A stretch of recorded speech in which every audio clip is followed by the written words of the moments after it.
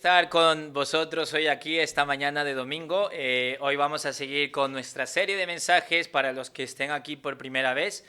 Estamos haciendo una serie de mensajes sobre los héroes de antaño, los personajes del Antiguo Testamento, ¿vale? Y es curioso porque hoy me toca el libro de Deuteronomio. Me avisaron el miércoles que Jeff no podía venir, entonces al final, bueno, le dije, no te preocupes, lo preparo. Y el libro de Deuteronomio no es un libro corto, son 34 capítulos, es bastante complejo porque hay muchas partes que hay que tener en cuenta.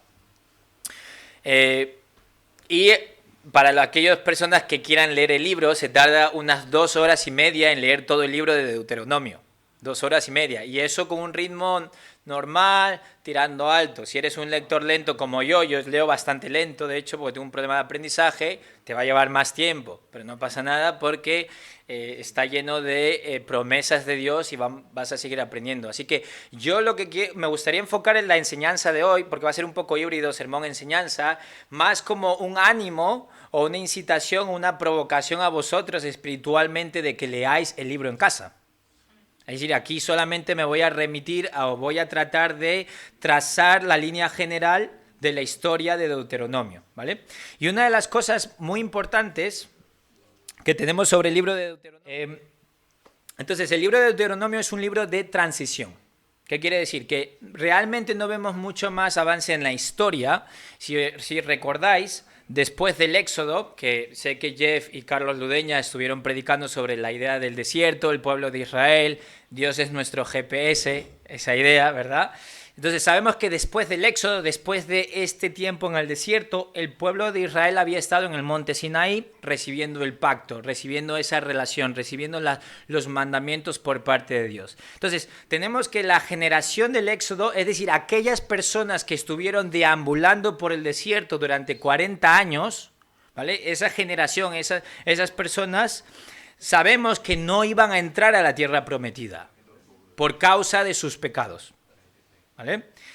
Ahora bien, en el libro de Deuteronomio lo que está haciendo Moisés es hablando a los hijos de aquella generación que deambuló en el desierto. Es decir, no está hablando a la generación que no iba a entrar a la tierra prometida, está hablando a su descendencia, a la nueva generación que iba a entrar a la tierra prometida. ¿Vale? Tenemos una distinta audiencia. ¿Vale? Lo interesante de la manera en cómo los judíos hablaban, cómo los profetas de Dios, Moisés era un profeta para el pueblo, cómo hablaban hacia el pueblo es que cuando se referían al pueblo de Israel, imaginaros que vosotros sois la generación de los hijos de aquellos que murieron en el desierto, la manera de hablar es como si vosotros fueseis responsables de lo que pasó antes. Sí, les habla como si ellos hubiesen presenciado todo lo que sus padres, ya muertos, habían presenciado. Porque en la manera judía de entender la fe y la comunidad era así, el individualismo, contrario a nuestras épocas actuales, no era algo tan común. Es decir, la gente cuando pensaba mi fe, mi tiempo con Dios, recordar la oración de Jesús en el Nuevo Testamento, Padre nuestro, no dice Padre mío, Padre nuestro, primera persona del plural. Aquellos que les gusta la lingüística. Entonces, ¿qué quiere decir eso? Que siempre hay un énfasis en la comunidad, en la fe comunitaria, en la fe de todos, no la fe individual y ahí te buscas las castañas tú con tu fe.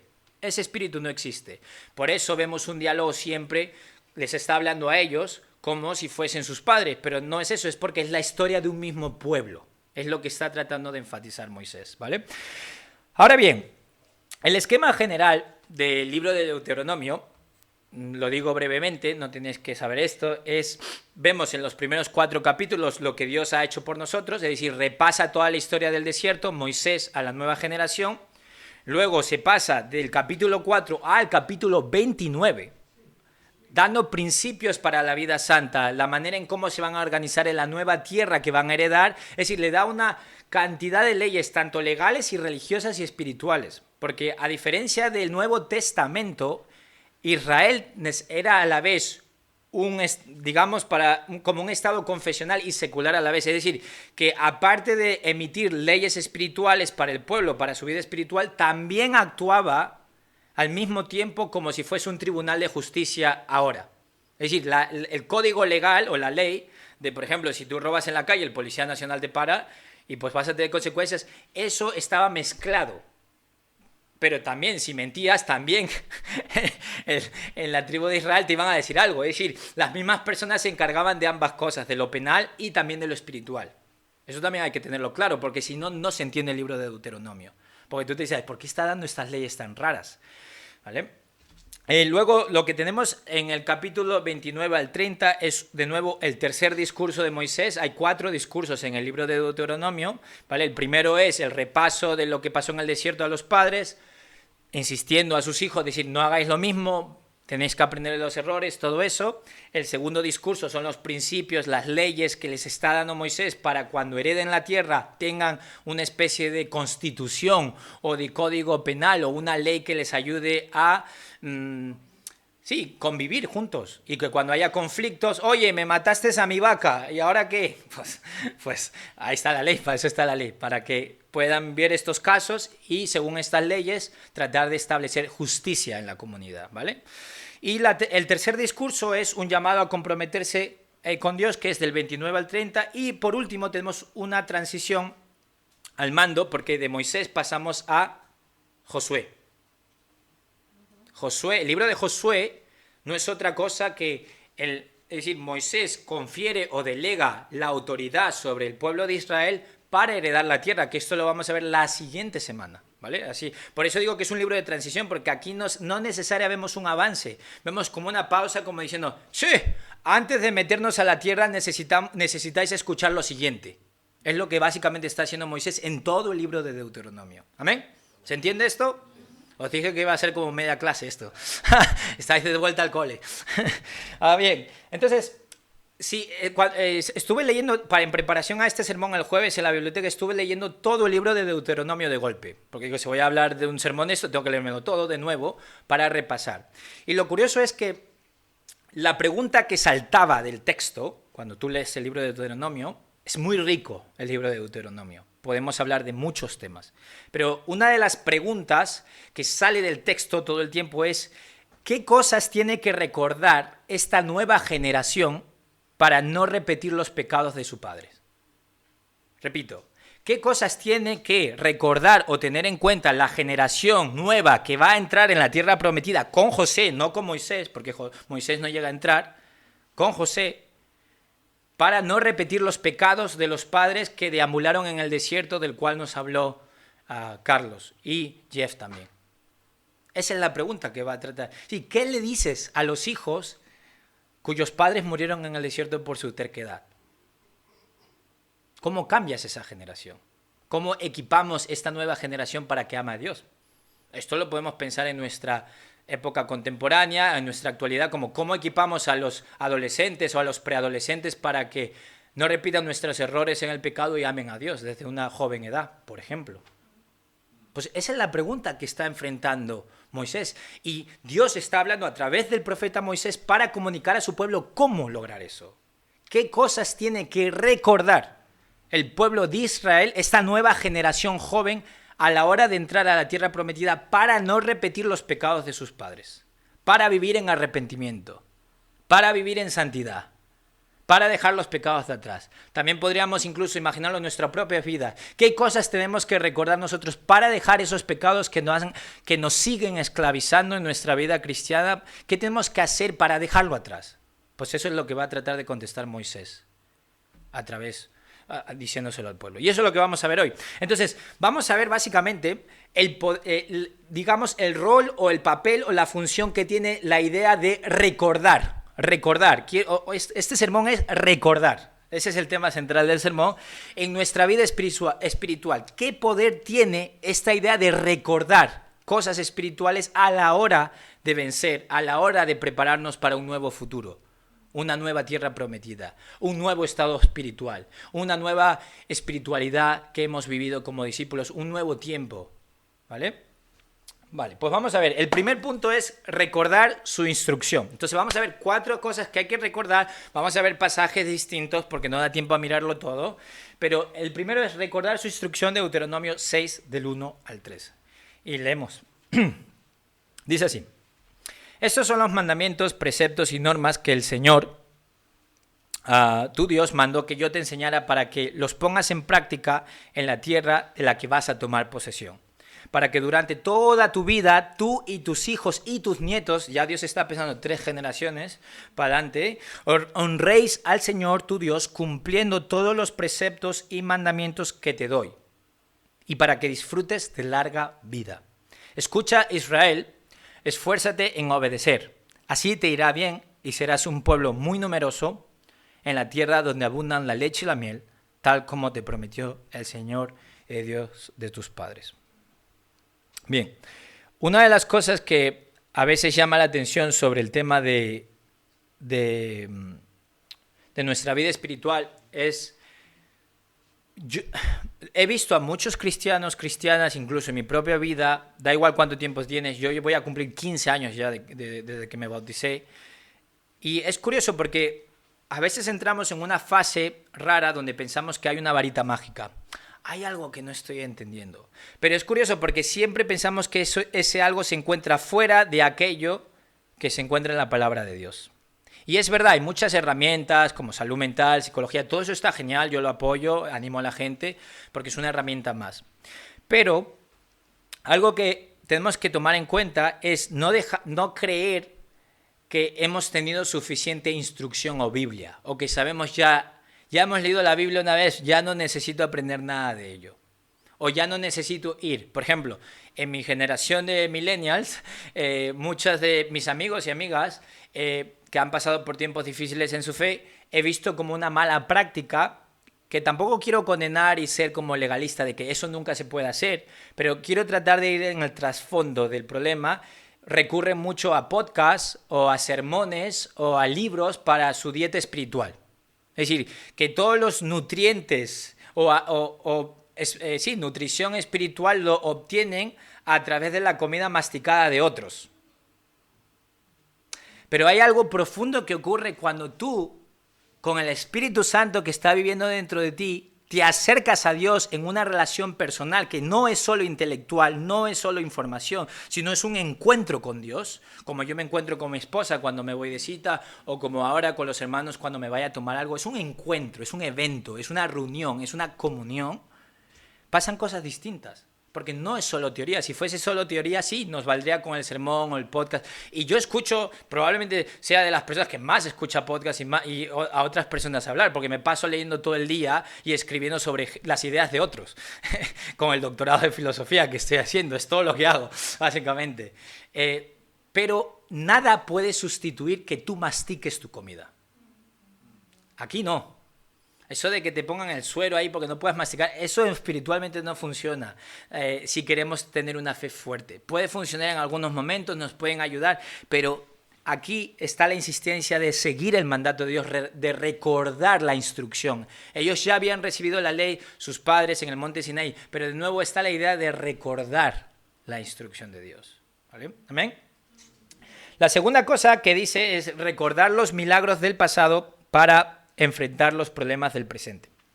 Mirad, dice, versículo 17, tal vez te preguntes, ¿cómo podré expulsar a estas naciones si son más numerosas que yo? Pero no les temas, recuerda, de nuevo el verbo, recuerda bien lo que el Señor tu Dios hizo contra el faraón y contra todo Egipto. Con tus propios ojos viste las grandes pruebas y señales y prodigios milagrosos que con gran despliegue de fuerza y de poder realizó el Señor tu Dios para sacarte de Egipto, y lo mismo hará contra todos los pueblos a quienes ahora temes. Fijaros la pregunta que hace Israel.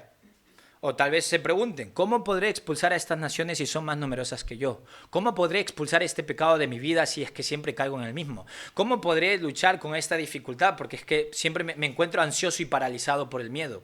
Tú pon el problema. Esa es la pregunta de raíz que están haciendo. Aquí dice naciones porque habían naciones enemigas con las que iban a entrar en guerra. Y tenían miedo. Muchos de ellos tenían miedo. Porque eran grandes, fuertes, se dejaban llevar por las apariencias. Como la mayoría de israelitas se dejó llevar por la apariencia de Goliat, el gigante, que esta historia la conoce casi todo el mundo, y David era un pastor guapete, que no era muy allá físicamente, pero bueno, por su fe pudo vencerle. Es lo mismo. De nuevo vemos aquí que lo que les... Pero fíjate la respuesta que da Moisés a esa pregunta. ¿Cómo podré expulsar a estas naciones si son más numerosas que yo? Tal vez te preguntes. Versículo 18, pero no les temas. Fíjate el antídoto, fíjate la respuesta a esa pregunta. Recuerda bien lo que el Señor tu Dios hizo contra el faraón. Es decir, mira hacia atrás, mira las victorias pasadas, mira de dónde Dios te ha sacado, o mira la vida de aquellas personas en las que Dios ha obrado poderosamente y coge fe. Ese es el Dios que tenemos. El Dios que creó el cosmos, el multiverso, bueno, hay tanto debate ahora sobre el tema, los universos paralelos, cosmología, bueno, ahora chakra, bueno, todas estas cosas, es Dios, es el mismo el que creó todo. Y es el mismo Dios que con su poder nos va a ayudar a vencer cualquier obstáculo que tenemos por delante. ¿Qué tenemos que hacer nosotros? Recordar aquello que Dios ha hecho en nuestras vidas, mirar hacia atrás, hacer un trabajo de introspección y decir, ¿qué Dios ha hecho en mi vida? Y ponernos en contacto. Me encanta cuando los bebés cristianos o cristianas, en el caso de Liliana, da una comunión, porque yo digo, qué fresco lo tiene. Pero todo, no estoy hablando de su historia de conversión. Yo me acuerdo de mi historia de conversión. Macarrilla de barrio se convierte al cristianismo. Bien. Eso yo me acuerdo bien. Pero me encanta que cuando Liliana lo cuenta, le afecta. Está como consumida por su historia. Está consumida por cómo Dios le ha marcado en su vida, cómo Dios la ha transformado. Y eso es algo que, mientras más veteranos estamos en la fe, es una tentación simplemente tener como solo comportamiento, saber qué decir y no estar consumidos por esa relación con Dios. Que vaya más allá de la teoría, sino a los afectos, a las sensaciones, a cómo interpretas la realidad, cómo ves las cosas, a cómo experimentas tu trabajo, tu relación. Amén. Punto número 3. Recordar a Dios cuando cumple sus promesas. Bien, bueno, esto es un poco largo, pero es fácil de entender esta parte. Dice, cuando Dios cumpla sus promesas, acuérdate de lo siguiente. Cuando hayas comido y estés satisfecho, alabarás al Señor tu Dios por la tierra buena que te habrá dado. Pero ten cuidado de no olvidar, es decir, de recordar, es otra manera, no olvidar, recuerda, ¿vale? Pero ten cuidado de no olvidar al Señor tu Dios. No dejes de cumplir sus mandamientos, normas y preceptos que yo te mando hoy. Y cuando hayas comido y te hayas saciado, cuando hayas edificado casas cómodas y las habites, cuando se hayan multiplicado tus ganados y tus rebaños y hayan aumentado tu plata y tu oro y sean abundantes tus riquezas, no te vuelvas orgulloso, ni olvides al Señor tu Dios, quien te sacó de Egipto, la tierra donde viviste como esclavo. El Señor te guió a través del vasto y horrible desierto, esa tierra reseca y sedienta, llena de serpientes venenosas y escorpiones. Te dio el agua que hizo brotar de la más dura roca. En el desierto te alimentó con maná, comida que jamás conocieron tus antepasados. Así te humilló y te puso a prueba para que a fin de cuentas te fuera bien. No se te ocurra pensar, estas riquezas es fruto de mi poder y de las fuerzas de mis manos. ¿Qué nos puede pasar? Me lo he ganado. Es otra manera de decirlo. Es mi fe. Yo estoy donde estoy por mi esfuerzo solamente. Esa es una actitud arrogante. 18. Recuerda al Señor tu Dios, porque es Él quien te da el poder para producir esa riqueza. Así ha confirmado hoy el pacto que bajo juramento hizo con tus antepasados. Lo curioso es que al final Moisés les profetiza... esto es mi nota, perdón. La mezclé con perdón ahí, eso no le dais la chuleta. Bien, bueno, ni siquiera sé qué puse ahí, la verdad, porque añadí otra nota debajo luego. Bien, estuve leyendo un libro en el doctorado que se llama, este año tengo que publicar un artículo académico en una revista académica de filosofía sobre un libro de actualidad relevante. Pues recientemente leí de un profesor de Harvard, se llama Michael Sandel, y Michael Sandel escribió un libro que se llama La tiranía del mérito. La tiranía, un tirano, la tiranía es como la opresión o el malestar o lo injusto que causa el mérito. El mérito. Y tú dices, ¿pero qué problema tiene el mérito? Y una idea interesante que habla, es muy complejo, muy buen libro si tienes ganas de romperte la cabeza, pero en el libro habla que muchas veces en nuestra sociedad podemos tener una idea de la meritocracia. Es decir, que aquellas personas que más se esfuerzan son aquellas que merecen estar en los puestos top y ganar más dinero. Esa es básicamente la idea. Claro, pero el problema es que si tú analizas esa idea más profundamente, te das cuenta que no todos tenemos el mismo punto de partida. Y no todos tenemos los mismos privilegios, y no todos tenemos los mismos talentos y dones. Entonces la cosa se complica más, porque aquello que te lleva más lejos en la sociedad en términos de estatus, riqueza y trabajo no es solamente el esfuerzo, sino un montón de oportunidades que tus padres, tus amigos, la comunidad, los dones que te ha dado Dios, la energía, la personalidad te ha llevado. Pero ¿qué ocurre cuando solamente... Atención, ¿por qué menciono esto? Porque precisamente lo que les está diciendo Dios a través de Moisés a su pueblo es: cuando os vaya bien y estéis en esas casas guay comiendo pollito asado, si eres vegana, pues otra cosa. Es decir, cuando estés ahí pasándolo bien y cómodo y tengas un coche, una casa más estable, un estado económico mejor, no seas arrogante y pienses que tú lo lograste por ti solo. Porque incluso Dios nos da el vigor, el aliento, la vida, la energía para trabajar. Todo vuelve a Dios. ¿Por qué? Porque cuando pensamos que todo se debe a nuestro esfuerzo, ¿sabes qué pasa? Nos falta humildad. Nos volvemos arrogantes y miramos al que tiene menos o al que está en peor desventaja como: este no se está esforzando lo suficiente. Atención, no estoy diciendo que el esfuerzo no tenga nada que ver. Lo que estoy diciendo es que no es solo esfuerzo. Hay más variables, hay más cosas que hay que tomar en cuenta. Lo mismo en nuestra fe espiritual. No se trata de que tú digas: yo me voy a esforzar por mi cuenta. No, vivimos en una comunidad de creyentes. No es tú solo, no, es una fe comunitaria. Y hay que volver a traer esto de vuelta. Y es Dios quien al final nos da. Cuando tenemos esto en cuenta, tenemos gratitud. Somos agradecidos, porque entendemos que no todo lo hemos conseguido nosotros. ¿Amén? Y espiritualmente es muchísimo más importante. Entonces, aquí ¿por qué es importante esto para nosotros? Es porque muchas veces cuando estamos ya cómodos y Dios ha cumplido sus promesas, nos podemos olvidar de Él. Lo he logrado yo solo. Léete el libro. La tiranía. Porque ahí te va a ayudar para entender esto mejor también. Bien, el punto 4 es recordar a Dios en la tentación. Sí. Recordar a Dios en la tentación, y con esto acabamos. Había un último punto, pero al final no lo vamos a saltar, no pasa nada. La cuarta cosa que la nueva generación necesitaba recordar era recordar a Dios cuando estaban tentados, cuando sintiesen tentación en el futuro. Ahí hay que recordarle también. Fijaros, el pasaje es muy sugerente, estimula mucho a pensar en nuestra fe este pasaje. Dice así: cuidado, no os dejéis seducir. No os descarriéis ni adoréis a otros dioses ni os inclinéis ante ellos, porque entonces se encenderá la ira del Señor contra vosotros y cerrará los cielos para que no llueva. El suelo no dará sus frutos y pronto vosotros desapareceréis de la buena tierra que os da el Señor.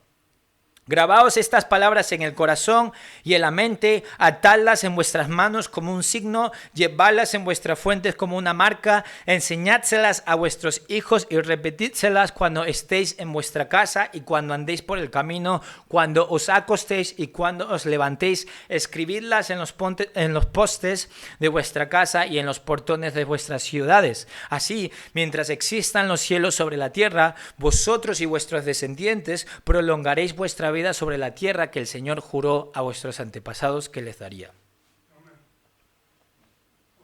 Me encanta. De nuevo, dice: cuando sintáis tentados, recordar. ¿Pero qué recordar? Es tremendo, porque recordar se queda hasta corto el verbo. Se nos queda corto. Las palabras fallan, son limitadas. Porque aquí está diciendo: grabaos, marcar, es decir, poner la palabra de Dios, poner sus promesas, poner esa mentalidad espiritual en todas las partes de tu vida. Es decir, satúrate de la palabra de Dios, satúrate de sus promesas, de tal modo que, como dice la Escritura en Romanos, cambiando nuestra manera de pensar, cambiamos nuestra manera de vivir. Es tal cual, es lo mismo. Cuando nos sintamos tentados, lo que necesitamos tener es la palabra de Dios tan interiorizada. Pero de nuevo, no es teórico, es más que teórico. No es: sí, sé que la Biblia dice eso. No, que también es el primer paso, porque si no la has leído tampoco vas a saber. Hay que leerla para saber lo que Dios te promete. Pero es más que eso, es algo interior. Me ha prometido eso. Es como cuando yo estaba enamorado de Sandra, sigo enamorado, a ver si luego me va a caer. Ya me está mirando mal. Encima está embarazada. Me vais a ver con moratones aquí, en fin. Pero es como cuando Sandra me decía: nos vemos a las 8 en este lugar. ¡Ostras! Yo sabía teóricamente que era a las 8 y sabía el lugar. No, pero eso no importa, eso es lo secundario. cómo toda esa verdad que nos íbamos a ver afectaba todo mi ser. Anticipaba mis emociones, estaba alegre ese día. ¿Qué te pasa, Carlos? Que voy a ver a Sandra a las 8. Pringao, tú no. Y todas esas cosas, claro. Entonces, eso es lo que está, ese tipo de grabar en tu corazón, eso es lo que significa, te afecta a todo, afecta la manera en cómo estás en el mundo, afecta la manera en cómo existes y caminas y todo, ¿vale? Entonces, esa es la cuarta cosa que necesitamos recordar. Así que de resumen, son 4 cosas: recordar su instrucción, recordar los milagros del pasado para enfrentar los problemas del futuro. 3, recordar a Dios cuando cumple sus promesas y no creamos que lo hemos ganado nosotros solos, porque eso nos puede llevar a caer gravemente, y muchos han caído. Y por último, recordar a Dios en la tentación del modo que yo recordaba a Sandra cuando nos íbamos a ver, de un modo que afecta a tu modo de ver todo, ¿vale? Recordar a Dios, grábatelo en tu corazón. Y nada, familia, eso es todo por hoy. Espero que os haya animado este mensaje. Y de nuevo, este mensaje es tan solo un aperitivo de lo que podréis encontrar vosotros si os encontráis con Dios en la palabra y en la oración y lo leéis por vuestra cuenta, ¿vale? Entonces os animo mucho a eso, y si tenéis alguna pregunta del libro, ya sabéis que siempre estoy disponible para eso, ¿vale? Así que muchas gracias y vamos ahora a pasarlo con los anuncios. Gracias.